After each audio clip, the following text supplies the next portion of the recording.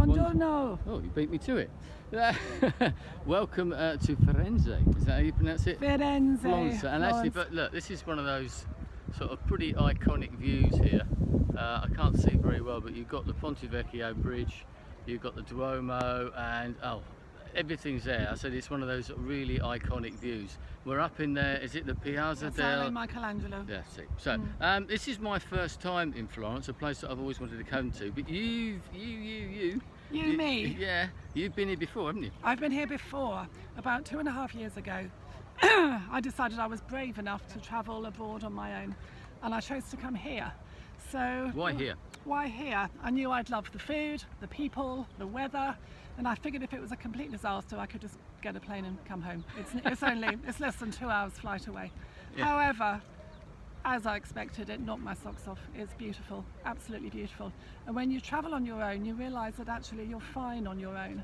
But you also realise, whether you like it or not, that when there are really special moments, there's nothing quite like being able to look at the person next to you and say, look at that. So for me to come back and stand here is a really emotional moment. To be with this guy and share it with him is really special.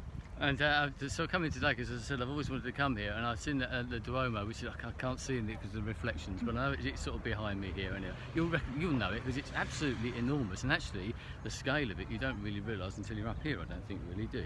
No, once you get up it. But it's one of those buildings that's always fascinated me, because whenever I've seen photographs of it or whatever, or even on film or whatever, it doesn't look real because of the way that the painting or the marble of the building, it's never looked sort of quite real. It looks surreal, if anything. So coming here, I was thinking, is it going to look like that? And it does. The first thing we saw was the Campanile as we were walking along, and it sort of appears out of side streets and everything because it is so big. And that's part of the reason it's there, is because it was built in the sort of 1400s and all that. So it's been there a long time now. And there's the famous dome itself, which was put on by, I've forgotten that guy's name now, but I mean, it begins with B. We actually watched a programme about it, and the way that it was a very unique and very interesting mathematical way of building that dome, because it's sort of two domes within one, and he had to convince people that he could do it, because putting that thing up in the 1400s, you must think at the time, that's crazy. How the hell does it still stand up? But it still looks amazing now, and we had a coffee down the bottom by it, but as I said, it sort of lived up to my expectation, and it still looks slightly surreal when you sort of come up next to it. So where else have we been? We've walked around, because obviously this is one of the few occasions I'm actually following Julie around, which is quite good. It never happens. So where else have we been? Just been wandering really, haven't we? Yes, had a look around. So wanted to get up to here today so that Andy had a real perspective of not only Florence but how it sits in Tuscany, because you can see the town in the valley going down to the Arno, but surrounded by country hills. And actually, as we came in, trees. Yeah, we flew in yesterday over the hill, and that was actually the landing was quite interesting, because it's obviously Florence isn't a particularly well used airport, which we experienced at passport control and all. They can't seem to be able to cope with it. But the actual runway itself is quite short, and we come in and suddenly land, and then I've never been on an airplane that's put the brakes on that quickly.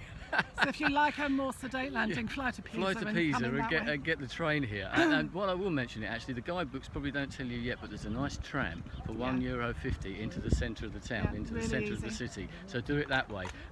It's really, and I know we both know people that are coming here or planning to come here in the next few months. So we walked around, and the other part of where the Uffizi is, and where the Pretend David. Yes, the Pretend David is outside where the Medicis used to live, because the Medici family, which I'm sure most people will know, were the main family here who built a lot of these monuments, partly to show how powerful, etc., that they were. I'm sure we'll talk about them a bit more in the future, but I mean, that's some square, and it's just the place where the so-called bonfire of the vanities happened, and the people were burnt at the stake, and there's history around every sort of corner. And as we said, there's the David sitting out or standing outside amongst loads of other statues with willies galore. I tell you, Loads It's of a them. willy fest. So we're going to go and see the real David Yeah, in the what's that? in a couple of days. Yeah, it's in one In of the the other Academy, museums. Yeah, yeah. so and we are going to go to the Duomo as well. I'm not going to go up actually into the tower itself. Well, we go to the bell tower, Not the in this heat. Campanile. No, apparently it's quite giddy going up to the top. But anyway, so we're going to leave it there. And tomorrow we're actually going off for a walking